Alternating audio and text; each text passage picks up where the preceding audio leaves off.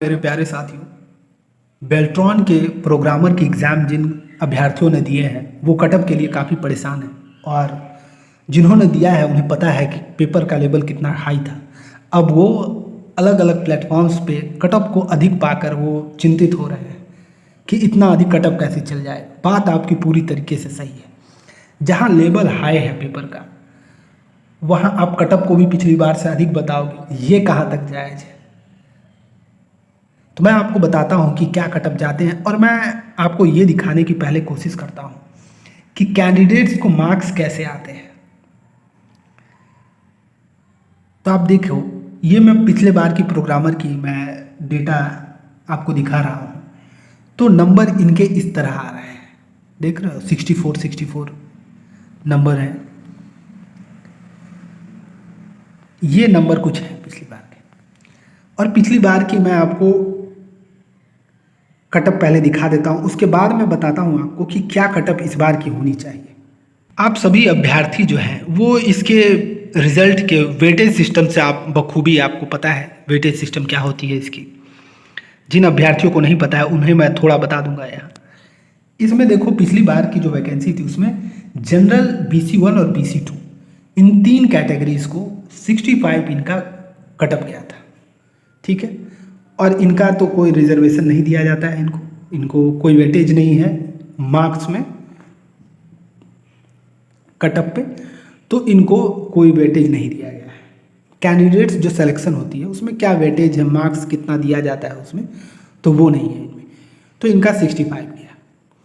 वहीं फीमेल की बात करें तो फीमेल का 65 गया था, पर उन्हें 10% की वेटेज थी, ठीक है। तो उसमें इन्हें 6.5 मार्क्स का वेटेज मिल गया और इनका कटअप 58.5 चला गया। तो इन सभी कैंडिडेट्स को, जितने भी हैं, सबको 65% क्वालिफाइंग मार्क्स था।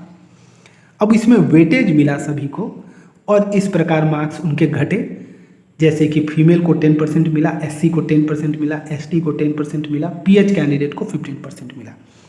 तो इस तरह मार्क्स उनके बढ़ते गए वेटेज के, और उनका इधर जो है कि घटते गया नेट क्वालिफाइंग मार्क्स में। तो इधर नेट क्वालिफाइंग मार्क्स उनका घट गया, कम हो गया। तो ये प्रोसेस थी। वहीं वेट लिस्टिंग की भी आप देखो तो यही प्रोसेस थी। तो इस तरह से रिजल्ट का फॉर्मेशन किया जाता है।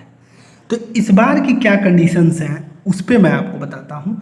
तो इस बार जो कंडीशन है उसमें कैंडिडेट्स को 50 to 55 स्कोर करना काफ़ी मुश्किल हुआ है। 50 से 55 नंबर लाना भी काफ़ी सारे कैंडिडेट्स को काफ़ी मुश्किल लगा है। तो मेरे हिसाब से UR की जो कटअप होगी वो इतनी ही होगी, 50 से 55 के बीच में रह सकती है, ठीक है। वहीं फीमेल की, अब इसमें फिर 10% की आप कर सकते हो, 10% डिडक्शन फिर इसमें होगा। 55 लेके यदि चलते हो तो 10% इसमें मानते हैं तो 5.5 की डिडक्शन यानी कि 49.5 हो जाएगी, ठीक है। वहीं SC की बात करते हैं, इसके अकॉर्डिंग इस तरह से रिजल्ट यदि पब्लिश किया जाए तो फिर इसमें आप देखो कि 10% की डिडक्शन होंगे, तो SC में भी फिर 49.5 तक के कटअप जाएंगे। वहीं ST की भी बात करें तो 49.5 की। PH कैंडिडेट्स को जैसे 15% मिलता है, तो इसमें इनको कितना हो जाएगा, 5.5 और 2.75, तो टोटल कितना हो गया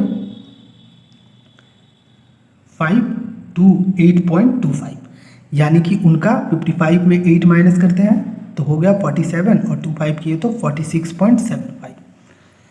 तो PH कैंडिडेट्स का 46.75 कटअप जाएगा। और ये जो मैं बोल रहा हूँ ये हाईएस्ट बोल रहा हूँ, इससे अधिक नहीं जाएगा। तो मैंने क्या कहा, UR BC1 और BC2 के, ठीक है, BC1 और BC2 के कटअप कितने हो गए, इनके हो गए 55 तक जा सकते हैं, मैक्सिमम 50 to 55, ठीक है। और फीमेल की SC की और ST की, इनके हो गए कितने,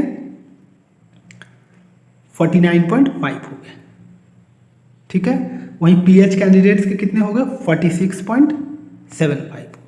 तो ये कटअप जो है कि इस बार की जाने के चांसेस रहेंगे। तो इतने मार्क्स जिनको भी आ रहा है उनको मेरी शुभकामनाएं, आप सभी को। और कोई क्वेरीज होगी तो आप पूछ सकते हो मुझसे। धन्यवाद।